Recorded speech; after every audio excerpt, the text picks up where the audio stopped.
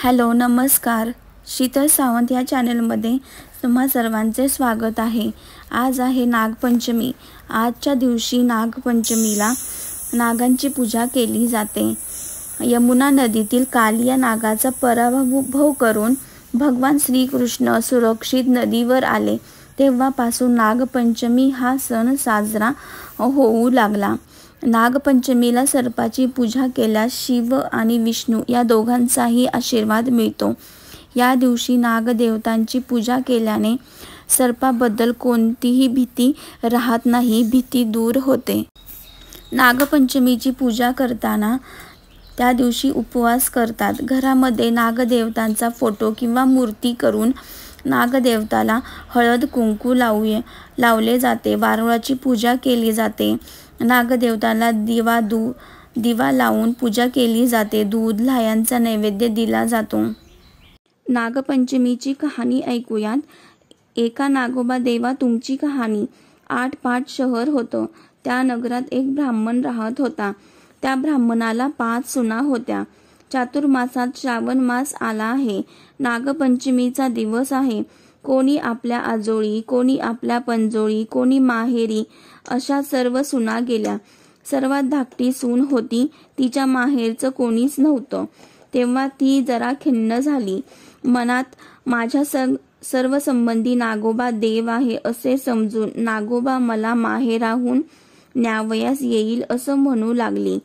इतक्यात काय झालं, शेष भगवानास तिची दया करुणा आली. त्यांनी ब्राह्मणाचा वेश घेतला. त्या मुलीला नेण्याकरिता आले. ब्राह्मण विचारात पडला, हा इतके दिवस कुठे लपून राहिला, आताच कुठून आला? तेव्हा त्यानं मुलीला विचारलं. तिनंही हाच माझा मामा असं सांगितलं. ब्राह्मणानं तिची रवानगी केली. त्या वेशधारी नागानं तिला आपल्या वारुळात नेलं. खरी हकीकत सांगितली आणि फणीवर बसवून आपल्या बिळात घेऊन गेला. आपल्या बायका मुलांना ताकीद दिली की हिला कोणी चावू नका. एके दिवशी नागाची नागिन बाळंत होऊ लागली. तेव्हा हिला हातात दिवा धरायला सांगितलं. पुढं ती व्याली. तिची पिल्लं वळवळ करू लागली. ही मुलगी भिवून गेली. हातातला दिवा खाली पडला. पोरांची शेपटं भाजली. नागिन रागवली. तिनं सर्व हकीकत नवऱ्याला सांगितली. तो म्हणाला, तिला लवकरच सासरी पोचवू. पुढं ती पूर्ववत आनंदानं वागू लागली. नंतर एके दिवशी मुलीला अपार संपत्ती दिली. आपण मनुष्य देह धारण करून तिला सासरी पोचती केली. नागाची पोरं मोठी झाली. आपल्या आईपाशी चौकशी केली. आमची शेपटं कशाने तुटली? तिनं मुलीची गोष्ट सांगितली. त्यांना फार राग आला. तिचा सूड घ्यावा म्हणून ते तिच्या घरी आले. नागपंचमीचा दिवस.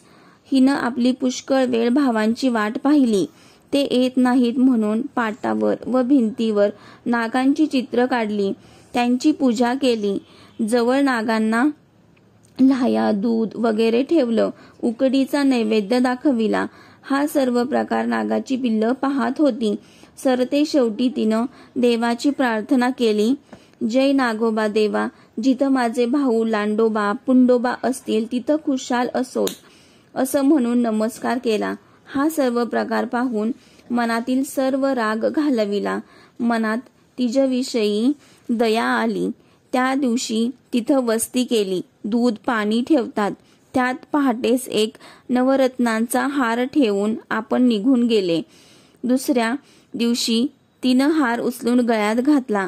तर जसा तिला नागोबा प्रसन्न झाला तसा तुम्हा आम्हाला हो. ही 60 उत्तराची कहाणी 5 उत्तरी संपूर्ण.